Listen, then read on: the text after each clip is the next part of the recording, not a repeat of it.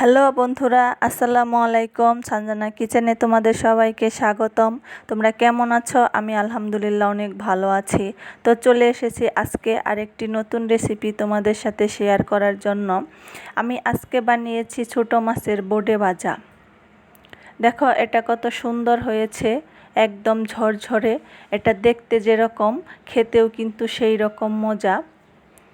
তোমরা যারা ছোট মাছ খেতে পছন্দ করো না, তোমরা এইভাবে একবার বানিয়ে খেয়ে দেখো, দেখো কতটা মজা লাগে।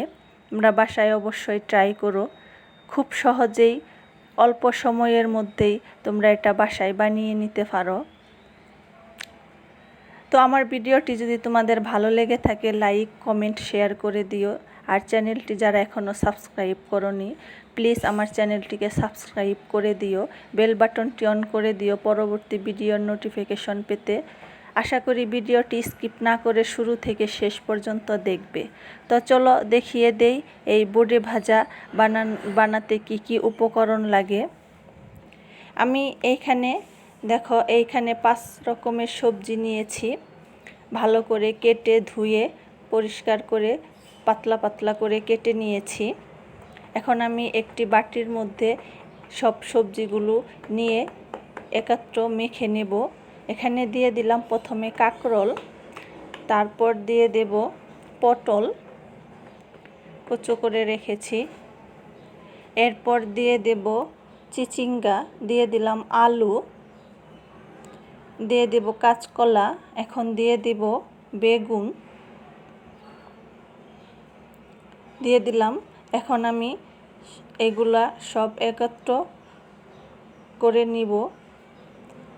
এখন আমি মশলাগুলো মিক্সড করব। দিয়ে দিলাম পেঁয়াজ কুচি, কাঁচামরিচ কুচি, এখন আমি দিয়ে দেব টমেটোগুলি, এরপর দিয়ে দেব হাফ চা চামচের মতো হলুদ গুঁড়া, হাফ চা চামচের মতো মরিচের গুঁড়া, হাফ চা চামচের মতো ধনের গুঁড়া, দিয়ে দেব স্বাদ মতো লবণ। দিয়ে আমি ভালো করে সবজিগুলো মশলার সাথে মেখে নেব। এইভাবে মেখে নেব সবগুলো। তা বন্ধুরা, আমার মাখানো হয়ে গেছে। এখন আমি দিয়ে দেব এর মধ্যে ছোট মাছগুলি। আমি ভালো করে ধুয়ে পরিষ্কার করে রেখেছি। এখন এটাকে আমি ভালো করে মেখে নিয়েছি। এখন দিয়ে দেব অল্প একটু পেঁয়াজ বাটা, দিয়ে দিলাম অল্প পরিমাণে আদা রসুন বাটা, দিয়ে আবার একটু মাখিয়ে নেব। আমার মাখানো হয়ে গেছে, দেখো বন্ধুরা, মাখানো শেষ। এদিকে আমি চুলাইতে কড়াইয়ের মধ্যে সর্ষের তেল দিয়ে দিয়েছি। তেলটা আমার গরম হয়ে গেছে। আজকে আমি সর্ষের তেলে রান্না করব।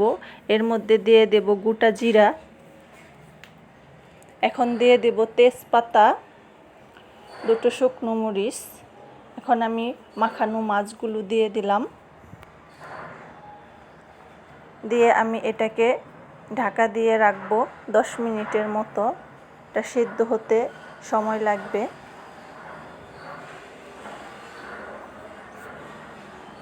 দশ মিনিট পর এটাকে আবার একটু উল্টিয়ে দেব, না হয় নিচে লেগে যেতে পারে। এটা আমার আর একটু সিদ্ধ হবে, আবারও ঢাকা দিয়ে ঢেকে দেব। রেখে দিলাম। দেখো বন্ধুরা, আমার এটা থেকে পানি বের হয়ে গেছে। এখানে কিন্তু আমি কোনো ধরনের এক্সট্রা পানি ব্যবহার করিনি। এই পানি থেকে এটা সিদ্ধ হয়ে যাবে।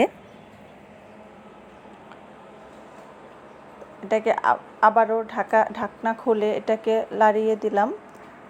তো বন্ধুরা দেখো, আমার সব সবজিগুলো সিদ্ধ হয়ে গেছে প্রায়। তো আমার রান্নাটা কমপ্লিট। দেখো, আমি এর উপর দিয়ে এর মধ্যে 5 ফোড়ন বেজে রেখেছিলাম, ওইটা দিয়ে দিলাম। তো দেখো বন্ধুরা, রান্নাটা কত সুন্দর হয়েছে। ভালো থেকো। আল্লাহ।